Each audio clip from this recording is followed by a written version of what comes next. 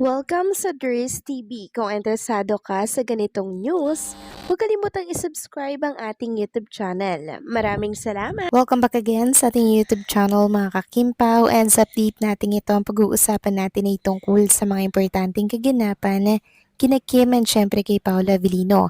So ang pag-uusapan natin sa update na to ay may kaugnayan nga po mga kakimpaw sa kumakalat na picture ni Kim and Paula Avellino na kung saan ay nag-shooting na po ng para sa isang movie.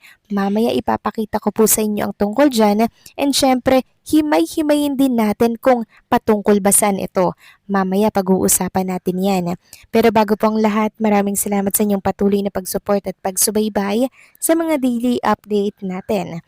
Kaya naman bilang pasasalamat, narito po ang isang napili kong komento patungkol ito sa naging previous update. Mula ito kay Ginang Arlene Cassie, sabi niya na halata ko rin Miss Joy sa Showtime na parang lumalaki ang tiyan ni Kim. Maging sa show nila sa Australia kahit nakagown siya, halata pa rin tiyan niya. At kung napansin mo Miss Grace, yung dalawang gown niya parang sinadya, nalagyan ng malaking ribbon sa harap para matakpan ang tiyan niya, pero halata pa rin kapag naka-side view siya. At saka wala namang masama kung totoong buntis si Kim kasi blessings yan, at kung totoong secretly married na sila, pwede nang magbuntis si Kim. At isa pa, napansin ko Miss Grace, hindi na sila nag-jogging at hindi na rin nag-gym. 'Di ba kapag nasa ibang bansa sila, nagja-jogging talaga sila?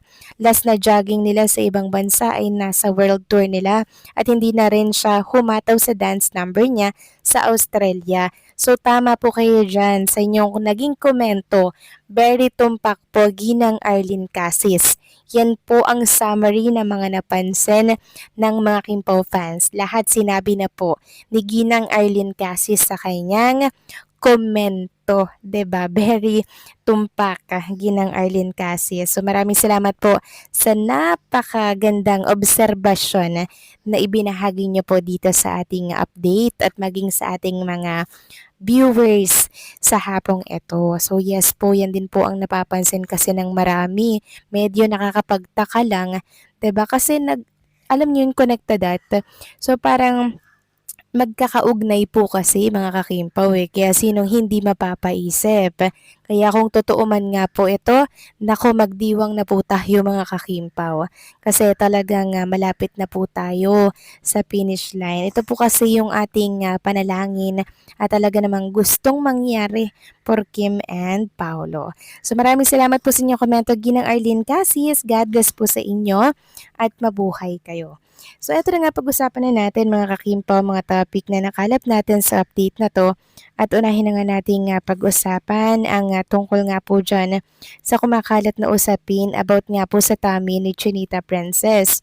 So meron pong i-post ang isang fan page at sabi niya dito, Kimpaw ganito na lang, yes or no only ha?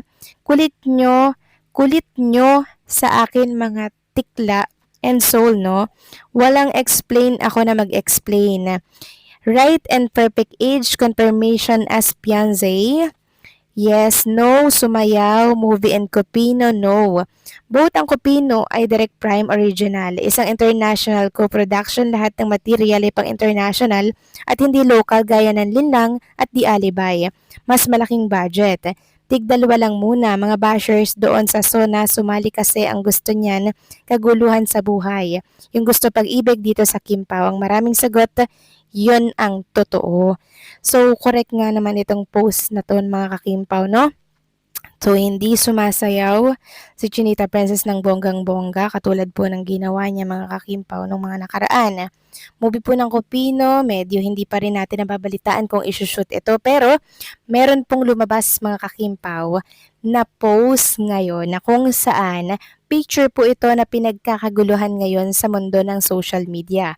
Makikita sa post na yon mga kakimpaw na nag-shooting or nag-shooting na si Kim and Paula Avellino. May nakaharap pong camera doon mga kakimpaw at kita po yung ginagawa ni Kim and Paolo. So no July 6 po, meron po kasing nag-post ng ganito, certified ka pamilya, sabi niya, may parating na blessing sa Kimpaw. I-save mo tong tweet na to, then balikan mo. Bawal palang sabihin. Take note, July 6, 2026, ito ipinost. Ngayon, lumabas na po mga kakimpaw, yung sinut or yung shooting po ng kanilang movie. Magbabalik daw po mga kakimpaw sa big screen si Kim and si Paolo. Ayan, ilalagay ko na lamang po sa inyo mga screen. Sabi dyan, Kim Pao biggest film to date. So, sinisimulan na po pala mga kakimpaw ang kanilang shooting at ngayon lamang po ito inilabas. Yes, mga kakimpaw, grabe nanggugulat na naman po si Kim and Paula Vilino. Kung yung mapapansin dyan, ito yung picture na laman ngayon sa mundo po ng social media. Ayan po si Kim and Paolo, parang mag-asawa, yung kanilang ano dito, yung kanilang role dito mga kakimpaw. Kasi kung nyo mapapansin, no, tingnan nyo po. Merong nagsasabi na ay baka naman yan ay sa may love will make you disappear. Ngayon lang inilabas yung behind the scene. So hindi daw po mga kakimpaw eh. And ginugel ko na rin po ang picture na to. Wala po ako nakita, meaning fresh pa lamang po ang picture na to at ngayon lamang talaga ito inilabas sa mundo po ng social media. Nako, ang dami pong naging masaya kanina nang inilabas tong mga kakimpaw and sobrang natutuwa talaga sila sa magandang balitang ito. And hopefully nga po mga kakimpaw ay matuloy ito. Sabi nga dito sa post pa, new movie alert for Dearest #Kimpaw couple. So ito na kaya yung para sa Metro Manila Film Festival or what? Kasi 'di ba sabi mga kakimpaw, sa second confirmation po ng Metro Manila Film Festival, dapat daw ay meron na daw pong na-shoot sa movie nila na ipe-present sa Metro Manila Film Festival. So baka ito po mga kakimpaw yung pinakang teaser or pasilip na kailangang ipresenta po nila. So, para nga kaya ito sa Metro Manila Film Festival at ang Copino, ano na kaya ang balita dito? So, wala pa po akong balita mga kakimpaw sa Copino kasi medyo nakakagulat lang itong picture na lumabas. Kasi paano at saan ito shoot, 'di ba? Kasi halos walang oras si Chinita Princess sa pag-shoot ng movie or ng project. 'Di ba kasi araw-araw natin siya nakikita sa It's Showtime, 'di ba mga kakimpaw? Tapos bigla na lang may lalabas na picture na nagsushoot sila ni Kim and Paolo Avellino. Sobrang, alam niyo yun, sobrang ano talaga ni Kim Chiu sa kanyang oras. Flexible mga kakimpaw, no? Kung baga talagang wala siyang pinapalagpas. Siguro after It's Showtime, rekta siya sa pag-shooting ng kanilang upcoming movie. Naku mga kakimpaw, exciting ito. Ano kaya yung kwento behind sa picture na kumakalat ngayon sa social media? Sana po i-confirm ito ni Kim and Paula Vilino kasi talaga namang laman ito ng social media. Super viral ito ngayon mga kakimpaw at pinag-uusapan talaga ito. Pero ngayon pa lang, congratulations kay Kim and Paolo dahil alam nating deserve nila ang mga project na yan. So kayo ba mga kakimpaw, anong masasabi ninyo dito? Please comment down below at huwag kalimutang i-like ang video na to.